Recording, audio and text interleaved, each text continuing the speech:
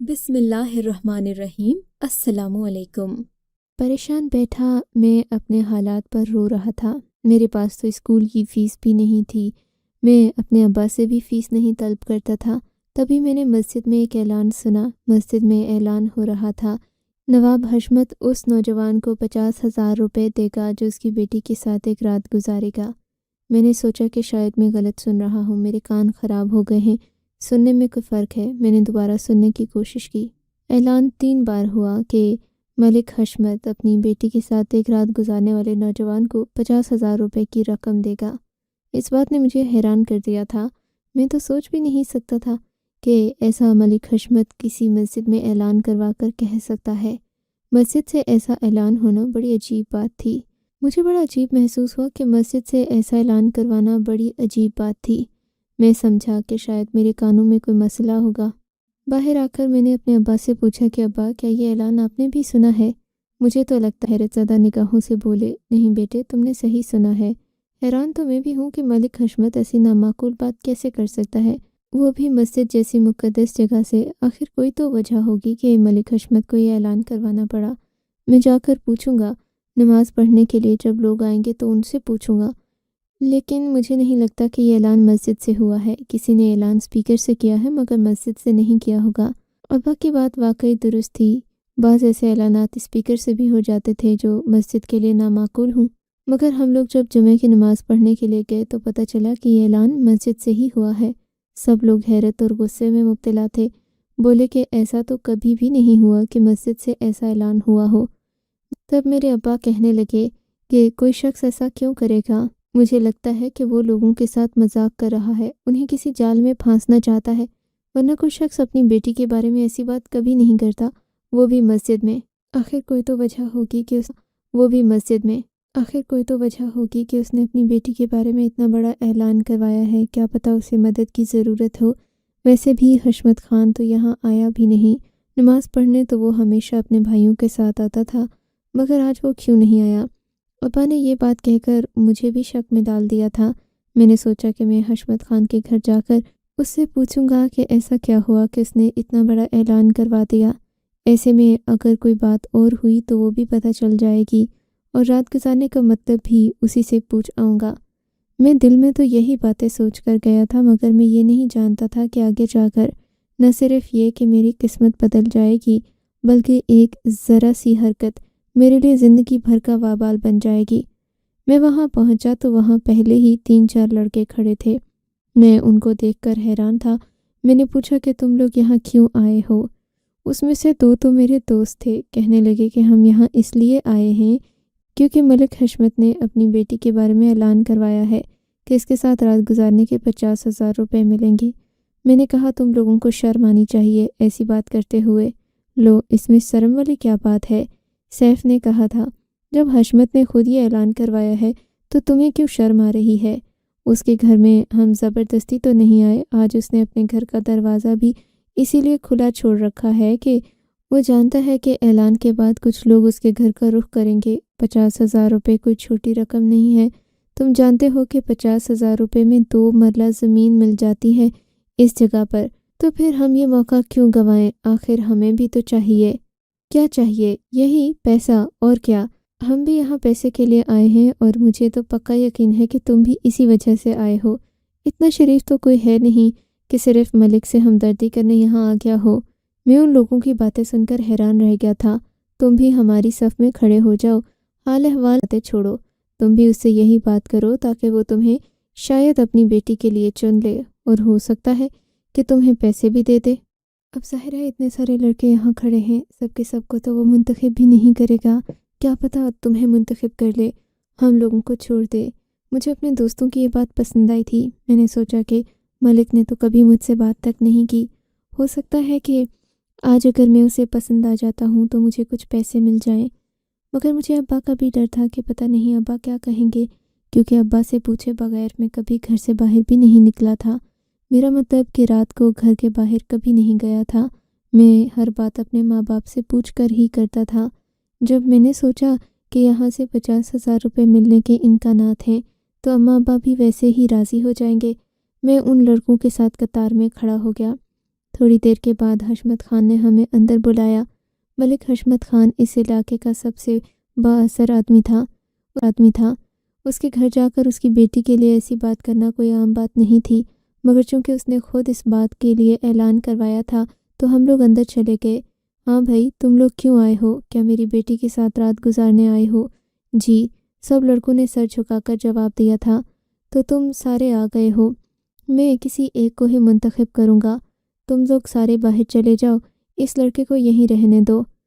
ملک نے میری طرف اشارہ کر کے یہ بات کہی تو باقی لڑکے مجھے رشک بھری نظروں سے دیکھنے لگے تھے۔ لڑکے، تم تو بڑے شریف لگتے ہو۔ میرے دوستوں کے کمرے سے باہر جانے کے بعد ملک صاحب نے مجھ سے جب یہ بات کہی تو میں نے اپنا سر مزید جھکا لیا۔ جی، میں شریف ہی ماں باپ کی اولاد ہوں۔ میرے کہنے پر انہوں نے زوردار قہقہہ لگایا اور بولے، اگر تم شریف ماں باپ کی اولاد ہو تو پھر میری بیٹی کے ساتھ رات کیوں گزارنا چاہتے ہو؟ ملک صاحب نے یہ سوال پوچھ کر مجھے شرمندہ بھی کر دیا تھا، مگر پھر میں نے اپنی ساری ہمت جمع کی، بنا نظریں اٹھائے ان سے عرض کی کہ مجھے 50,000 روپوں کی ضرورت ہے۔ اچھا، تو تمہیں 50,000 روپے ملیں گے میری بیٹی کے ساتھ رات گزار کے؟ جی، میں نے اعلان میں تو ایسا ہی سنا تھا، میرے دوستوں نے بھی مجھے یہی بات بتائی ہے۔ اگر یہ سچ ہے تو تبھی میں یہاں حاضر ہوا ہوں، ورنہ میں واپس چلا جاتا ہوں۔ میری خودداری دیکھ کر ملک حشمت خان نے مجھے وہیں روک لیا۔ ٹھیک ہے، باقی لڑکوں کو واپس بھیج دو، مجھے ان میں سے کسی کو نہیں رکھنا، تم مجھے شریف لڑکے معلوم ہوتے ہو۔ میں حیران ہو رہا تھا کہ ملک حشمت خان نے اپنی بیٹی کے ساتھ رات گزارنے کے لیے شریف انسان کا انتخاب کیوں کیا، کیونکہ جو بات اس نے مسجد میں اعلان کے دوران کہی تھی اس سے تو ایسا لگتا تھا جیسے اسے اپنی بیٹی کو خوش کرنے کے لیے کسی شخص کی ضرورت ہے۔ میں مانتا ہوں کہ آپ کو یہ بات بہت عجیب لگ رہی ہوگی، لیکن جس طرح کا اعلان اس نے کروایا تھا، گاؤں میں کسی کو بھی اس بات پر یقین نہیں آ رہا تھا کہ ملک حشمت خان ایسی بات اپنی بیٹی کے بارے میں کر سکتا ہے۔ یہ وہ آدمی تھا جو اپنی بیٹی کے لیے جان دے بھی سکتا ہے اور جان لے بھی سکتا ہے، مگر آج اس عجیب و غریب بات نے سبھی کو پریشان کر دیا تھا۔ بات جتنی بھی عجیب کیوں نہ ہو، لوگوں کو پیسے کے سن کر بات ہضم ہو ہی جاتی ہے۔ میں بھی انہی لوگوں میں سے ایک تھا جو حشمت علی کے گھر کے باہر بس پیسوں کی وجہ سے جمع ہوئے تھے۔ جب میں اس کے کمرے سے باہر نکلا، باقی لڑکے مجھے غصے کی نظر سے دیکھنے لگے۔ تم تو بڑے غیرت مند بنتے تھے، آج ایک طوائف بن کر ملک حشمت کے کوٹھے پر آ گئے ہو۔ یہ بات سن کر مجھے بڑی حیرت ہوئی تھی، کیونکہ وہ لڑکے تھوڑی دیر پہلے اسی مقصد کے لیے وہاں کھڑے تھے۔ ہاں تو کیا ہوا، تم لوگ بھی تو اسی مقصد کے لیے یہاں آئے تھے، پر اس نے تمہیں ہی تو منتخب کیا ہے، کسی وجہ سے کیا ہوگا، تمہاری شکل سے ہی اسے لگ گیا ہوگا کہ یہ لڑکا اس گھٹیا کام کے لیے ٹھیک ہے۔ ہم شکل سے شریف لگ رہے تھے، اسی لیے اس نے ہمیں بھاؤ نہیں دیا۔ میں اپنے دوستوں کی باتیں سن کر حیران ہو گیا تھا کہ کیسے 2 منٹ میں وہ بدل گئے۔ مجھے اب اپنے دوستوں کی نہیں بلکہ اپنے باپ کی فکر تھی۔ ظاہر ہے جب میں ابا کو یہ بات بتاتا کہ انہوں نے مجھ پر غصہ ہی کرنا تھا، مگر اصل بات اس سے مختلف تھی۔ میں جانتا تھا کہ میرے ابا یہ بات تسلیم نہیں کریں گے، مجھے وہاں جانے بھی نہیں دیں گے۔ سوچا کہ ابا سے یہ بات چھپا لوں گا، مگر پھر ذہن میں ایک ترکیب آئی۔ گھر جا کر میں نے ابا کو اپنے دوستوں کے بارے میں بتایا۔ ابا بھی بڑے عام سے انداز میں یہ باتیں سن رہے تھے۔ کہنے لگے، ہاں بیٹا، ملک حشمت کوئی ایسا غیر ذمہ دار آدمی تو نہیں ہے کہ کسی برے کام کے پیسے دے۔ ظاہر ہے اسے کچھ نہ کچھ مجبوری ہوگی تو اس نے یہ کام شروع کیا ہے۔ اگر تم ان کے پاس گئے تھے تو ان سے پوچھ لیتے، کیا پتہ بیچارہ باپ کس مجبوری کے تحت یہ بات کر رہا ہے۔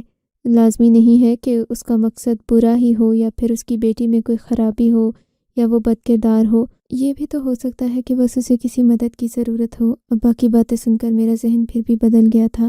میں نے سوچا کہ ابا کو بات بتا ہی دیتا ہوں۔ ہمت کر کے میں نے ابا سے کہہ دیا، ابا جان، ملک صاحب تو اپنی بیٹی کے ساتھ 50,000 روپے کے عوض رات گزارنے کے لیے مجھے منتخب کر چکے ہیں۔ اب آپ بتائیں کہ میں کیا کروں؟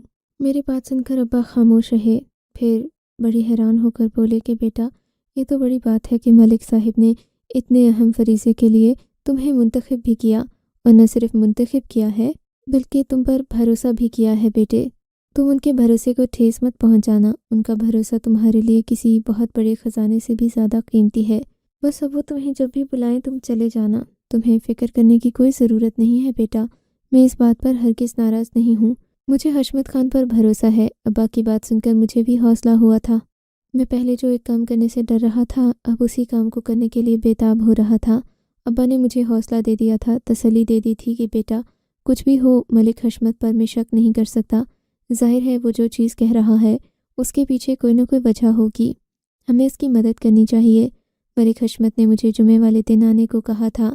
اس نے کہا تھا کہ رات گزارنے سے پہلے تمہیں پورا دن یہاں رہنا پڑے گا۔ میں یہی سوچ رہا تھا کہ آخر وہ رات کو مجھے کیا کہیں گے، کیا کرنے کو بولیں گے، ایسی کون سی چیز ہے جس کے لیے انہیں مجھے 50,000 روپے دینا پڑیں گے۔ میرے ذہن میں یہ خیال تو بہت بار آیا کہ کہیں اگر وہ مجھے پیسہ دینے سے منع کر دے تو میں کیا کروں گا۔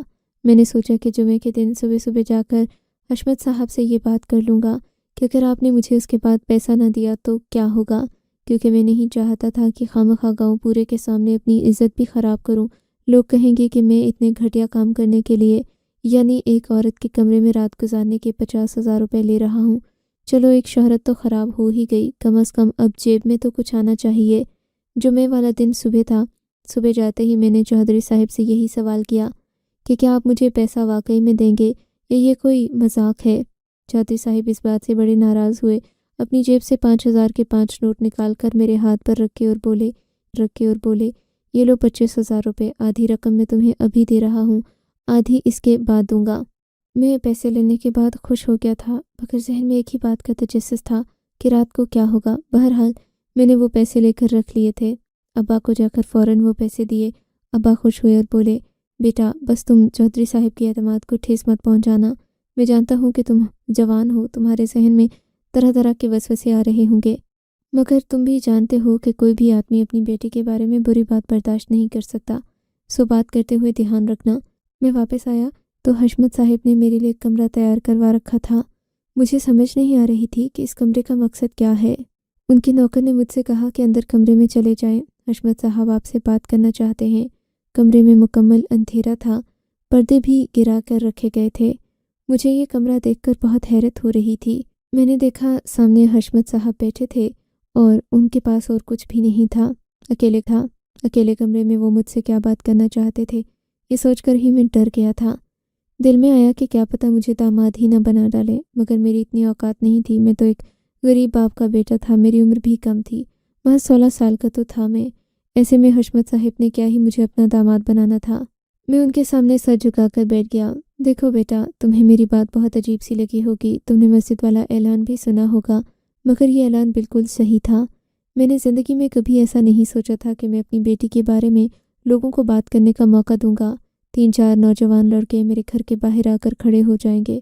میں اس بات سے بھی اچھے سے واقف ہوں کہ ان کے ذہنوں میں کیا چل رہا ہوگا، وہ کیا سوچ رہے ہوں گے میری بیٹی کے بارے میں۔ مگر بیٹا میں بہت زیادہ مجبور ہو گیا ہوں۔ میں نے بھی اپنی بیٹی کا وہ روپ دیکھا ہے جو آج سے پہلے کبھی نہیں دیکھا تھا۔ ایک مجبور باپ ہوں میں، میری عمر دیکھو، اور اس عمر میں کوئی مذاق کروں گا تم نے سوچا بھی کیسے؟ جو پیسے میں نے تم کو دیے ہیں وہ تہمت اور شرافت کے پیسے ہیں، ورنہ کوئی بھی باپ اپنی بیٹی کے بدلے میں اتنے پیسے نہیں دے سکتا۔ پیسے تو کیا وہ جان لے سکتا ہے، مگر پیسہ نہیں دے سکتا بیٹا۔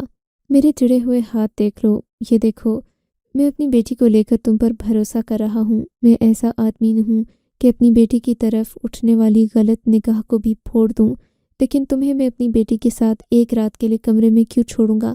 اس کے پیچھے ایک وجہ ہے، اور وہ وجہ تمہیں خود سمجھ آ جائے گی۔ بس میں تمہیں ایک ہی بات کہوں گا کہ تم اس کی طرف غلط نظر سے دیکھنے کی ہمت بھی مت کرنا بیٹا۔ میں اپنی بیٹی کے لیے جو کچھ بھی کر رہا ہوں ایک باپ کی حیثیت سے کر رہا ہوں۔ اگر میں خود اپنی بیٹی کے لیے یہ کام کر سکتا تو میں کبھی بھی تم کو نہیں بلاتا۔ میری بیٹی نازوں میں پلی بڑھی ہے، لیکن یہ میرا مسئلہ ہے جسے میں خود حل نہیں کر سکتا۔ اس آدمی نے مجھے یہ بات کہہ کر اور ڈرا دیا تھا۔ حشمت خان کے بارے میں پہلے ہی بڑی ڈراؤنی باتیں مشہور تھیں، اور ظاہر ہے وہ شخص تھا بھی بڑا رعبدار۔ میرے دل میں بہت ساری باتیں تھیں، مگر میں نے بس قدرت پر بھروسہ کرنا تھا۔ مجھے خود پر بھی بھروسہ تھا۔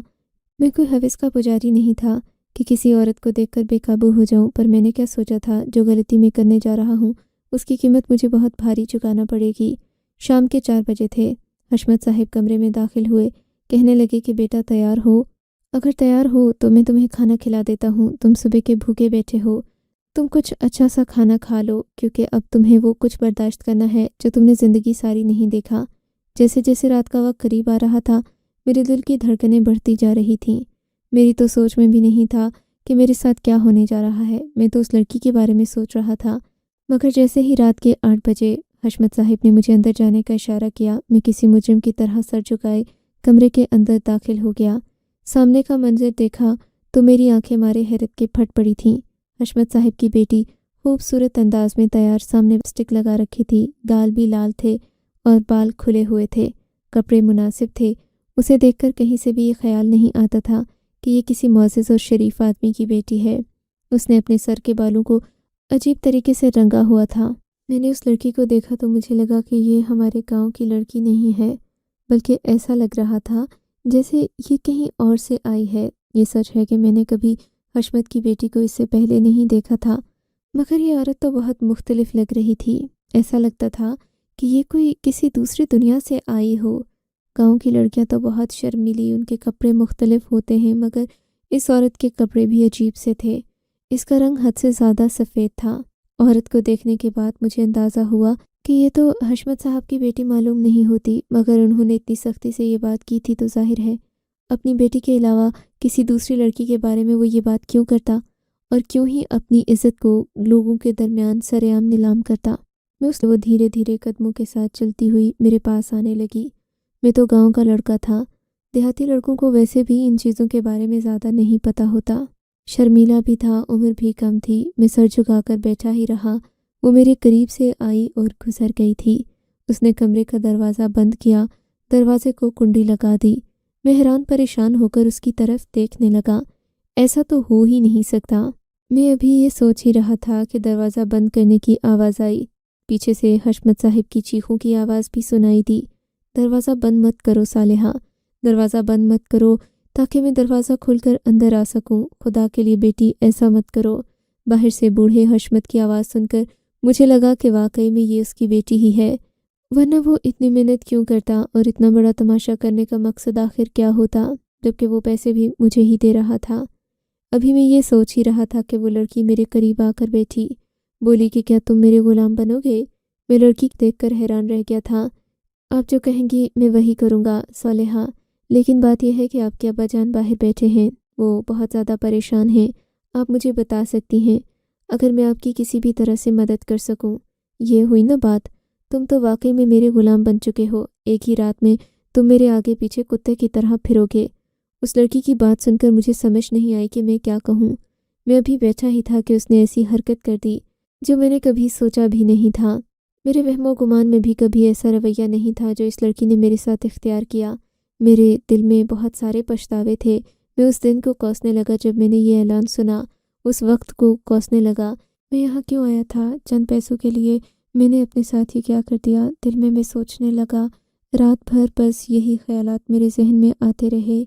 मैं ख़ुद को बहुत घटिया इंसान महसूस कर रहा था। सुबह के 4 बजे तो मैं कमरे से निकला। हशमत साहिब बाहर ही बैठे थे। मेरी शक्ल देखकर उन्होंने और से देखा और बोले, बेटा मुझे माफ़ कर देना, अब ये लो बाकी के 25,000 रुपये और अपने घर जाओ। मैंने चौधरी साहिब से वो पैसे लिए। मैं घर आ गया। घर आया मुझे लगा था कि मेरे अब्बा जान सो चुके होंगे। उन्हें क्या फ़र्क पड़ता है कि उनका बेटा कहाँ गया है। ये फ़िक्र तो बेटी के माँ बाप को होती है। लेकिन जैसे ही मैं घर गया मैंने देखा मेरे अब्बा बहुत परेशान थे, घर में चक्कर काट रहे थे। मुझे देखते ही बोले, बेटा तुम कहाँ चले गए थे? मुझे तो हशमत वाली बात थोड़ी अजीब लगी थी। मैंने तुम्हें उस वक्त कह दिया, लेकिन बाद में ख्याल आया कि तुम तो मेरे बेटे हो, मेरी औलाद हो। मुझे तुम्हें ऐसे नहीं कहना चाहिए था। पैसों के लिए तुम उसके घर तो चले गए, मगर आगे क्या हुआ ये तो मैंने सोचा ही नहीं था। बेटा बताओ तुम ठीक हो? अब्बा मुझे लेकर बैठ गए। मैंने अब्बा को कोई बात नहीं बताई थी। मैं नहीं चाहता था कि मेरे अब्बा भी परेशान हो जाएं। मैंने अब्बा से कहा कि अभी आप आराम करें, सुबह अगर कोई बात होगी तो मैं बता दूंगा, मगर सुबह मेरे उठने से पहले आराम करें।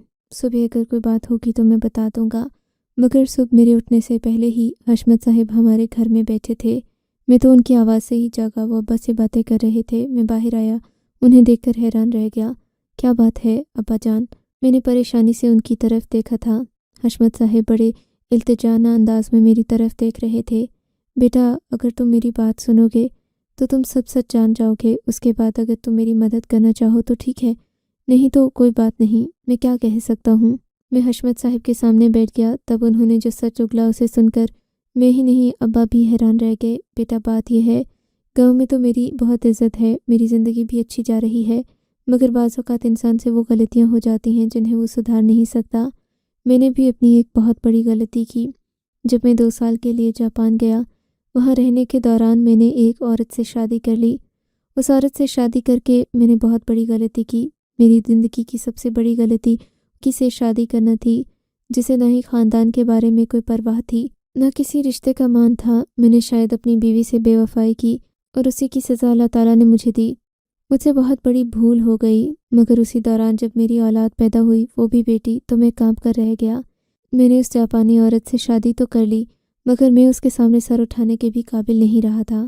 میں اپنی بیوی کے ہاتھوں پریشان ہو گیا تھا، مجبور ہو گیا تھا، کیونکہ اب اس نے میری بیٹی بھی پیدا کر دی تھی۔ میں نہیں چاہتا تھا کہ میرا خون یہاں برباد ہو۔ میں نے اپنی بیوی کو بہت سارے پیسے دے کر اس سے بیٹی لے لی۔ اپنی بیٹی کی جان چھڑا کر جب میں پاکستان آیا تو میں نے دیکھا وہ بہت زیادہ بگڑ چکی تھی، اتنی بگڑ چکی تھی کہ میں اس کا علاج نہیں کر پا رہا۔ میں نے یہ بات اپنے پورے گاؤں کے لوگوں سے چھپائی ہے۔ کسی کو نہیں پتا کہ میری جاپانی بیوی سے ایک بیٹی بھی ہے۔ میری بیٹی گھر رہ رہ کر بالکل نفسیاتی مریضہ بن چکی ہے۔ کبھی تو وہ کسی آدمی کو مارنے کی فرمائش کرتی ہے تو کبھی کوئی بات۔ بیٹا، اس رات جو اس نے تم پر تشدد کیا، تمہیں تھپڑ مارے، تمہیں ناخنوں سے رات بھر نوچتی رہی، یہ سب اس کا بچپنا ہے، اس کا نفسیاتی عارضہ ہے۔ میں نے سوچا ہے میں اس کا علاج کسی ڈاکٹر سے کرواؤں گا، مگر ذہن میں ایک ہی بات آتی ہے کہ میری اس بگڑی ہوئی بیٹی سے شادی کون کرے گا؟ بیٹا، اگر تم مان جاؤ، میری اس پاگل بیٹی سے شادی کرنے کے لیے راضی ہو جاؤ، میں وعدہ کرتا ہوں نہ صرف اس کا علاج کرواؤں گا بلکہ زندگی بھر تمہارا بھی خیال رکھوں گا۔ حشمت صاحب کی بات سن کر میں اور ابا دونوں ہی حیران رہ گئے تھے۔ سمجھ میں نہیں آ رہا تھا کہ کیا کریں، کیونکہ میں نے کبھی سوچا نہیں تھا کہ مجھے زندگی میں ایسی لڑکی کا سامنا کرنا پڑے گا۔ سامنا تو دور کی بات، اب یہ مجھے اس سے شادی کرنے کا کہہ رہے تھے۔ ابا نے میری طرف ایسی نظر سے دیکھا جیسے بس مجھے اس سے شادی کر کے ابا کی خوشی حاصل ہوگی۔ میں نے عائشہ سے شادی کر لی۔ چودھری صاحب نے یہ بات پورے گاؤں کے سامنے رکھ دی تھی اور تسلیم بھی کر لی تھی، کیونکہ اس کے علاوہ ان کے پاس اور کوئی چارہ نہیں تھا۔ اپنی بیٹی کو سدھارنے کے لیے وہ اس کی شادی کرنا چاہتے تھے، اور اس کی ذہنی صحت کے لیے بھی ضروری تھا کہ وہ پورے گاؤں کے سامنے رہے۔ بجائے اتنی خفیہ زندگی گزارنے کے، اسے لوگوں کے سامنے آنے کی ضرورت تھی۔ یہ اس کی صحت کے لیے بھی بہتر تھا۔ میں نے حشمت صاحب کی بیٹی سے شادی کر لی۔ میری نیت سچی تھی، شاید اسی لیے اللہ نے اسے شفا دے دی، ذہنی عارضے سے بھی نکال دیا، اور ہم ایک ساتھ ایک خوشگوار زندگی گزار رہے ہیں۔ آپ کو اگر یہ کہانی اچھی لگی ہے تو اس ویڈیو کو لائک کیجیے، اور اس طرح کی مزید کہانیاں سننے کے لیے ہمارے چینل کو ضرور سبسکرائب کیجیے۔ کہانی سننے کا شکریہ۔ آپ سے ملاقات ہوگی اگلی ویڈیو میں، تب تک کے لیے اللہ حافظ۔